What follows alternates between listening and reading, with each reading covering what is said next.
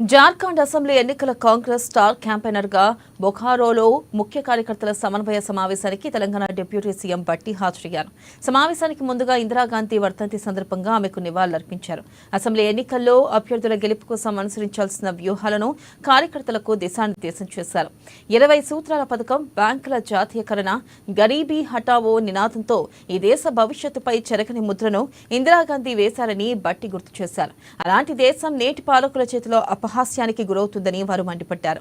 కార్యక్రమంలో బొకారో కాంగ్రెస్ పార్టీ జిల్లా అధ్యక్షుడు ఉమేష్ గుప్తా, మనోజ్ సింగ్ ఏఐసిసి మెంబర్ సుశీల్ జా, ఉమేష్ గుప్తా డీసీసీ అధ్యక్షులు, కాంగ్రెస్ జిల్లా ముఖ్య కార్యకర్తలు పాల్గొన్నారు.